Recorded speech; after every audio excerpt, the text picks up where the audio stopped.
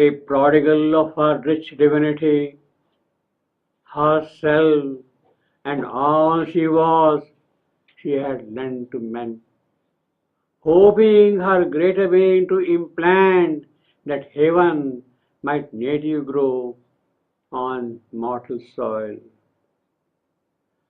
Savitri comes in her full richness, and she offers that full richness to the soul of the earth.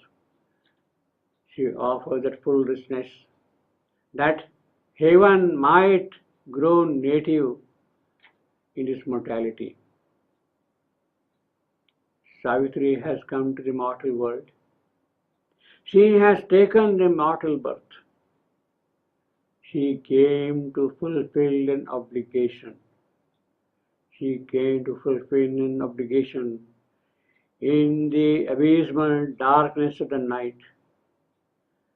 She has identified herself with a mortal soul. She has identified herself with the soul of the earth. She has identified herself with the soul of mortality. Without that identification, things would not move. Things would not get accomplished. Things would not happen.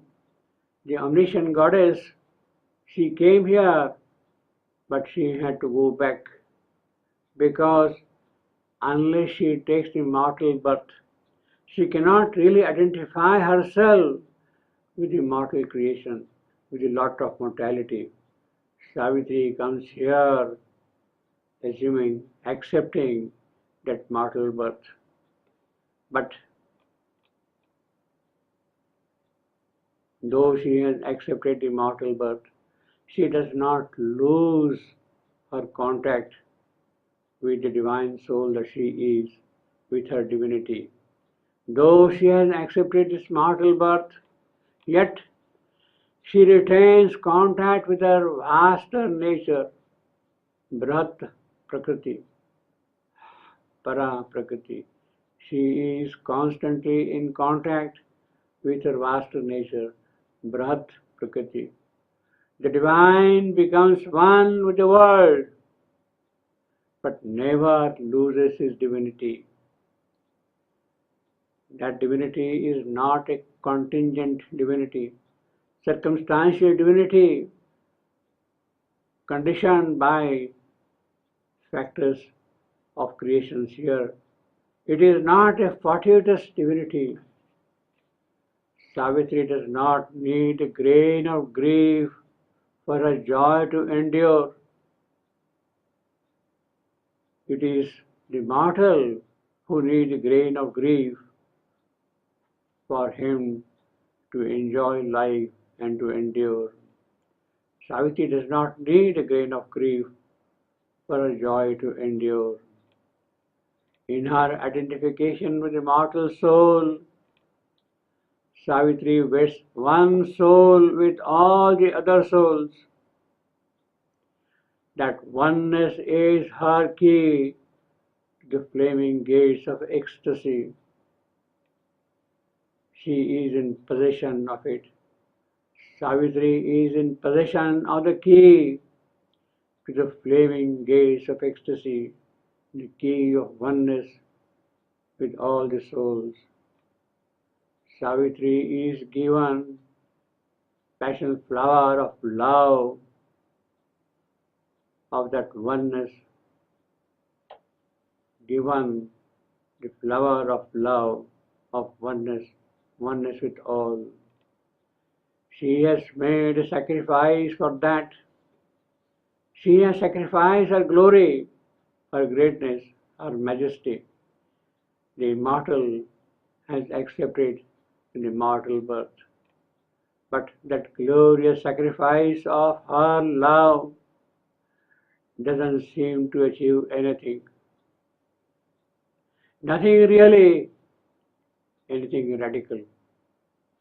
The sacrifice seems to be all in vain. She has given abundant gifts to man, countless gifts of love, joy, sweetness, power, knowledge. She has given countless gifts to man of light.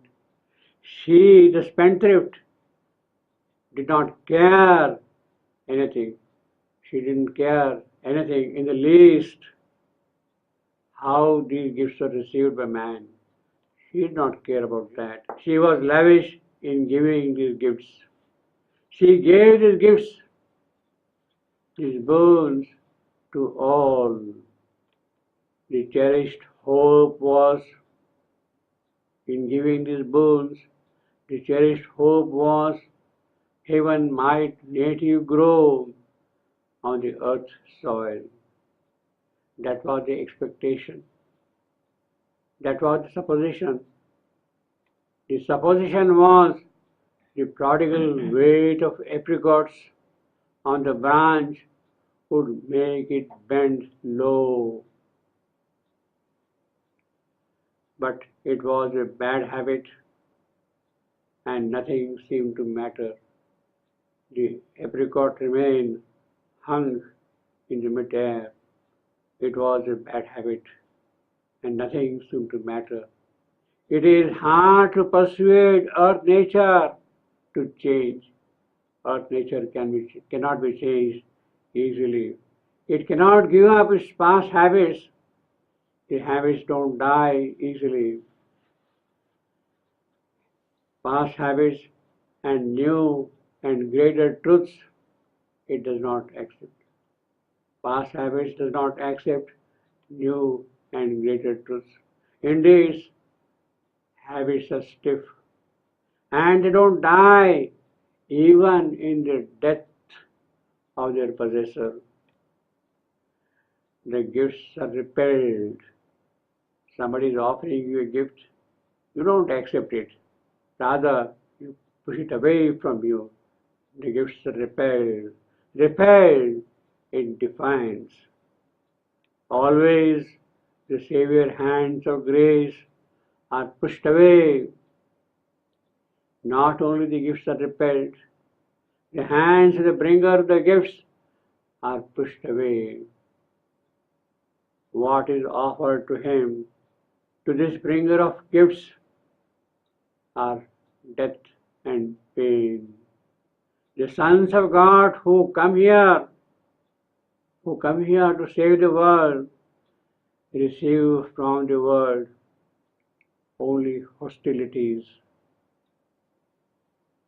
Savitri too is meeting that kind of a fate. She came here with abundant gifts. She lavished them on the mortal soul. She brought the key of oneness. She brought love. But on her is inflicted the law of suffering and death. Savitri has to bear it. She has to carry the yoke of fate. She has to meet death.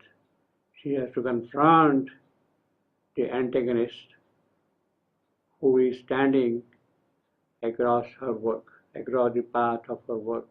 Savitri is meeting that fate. In fact,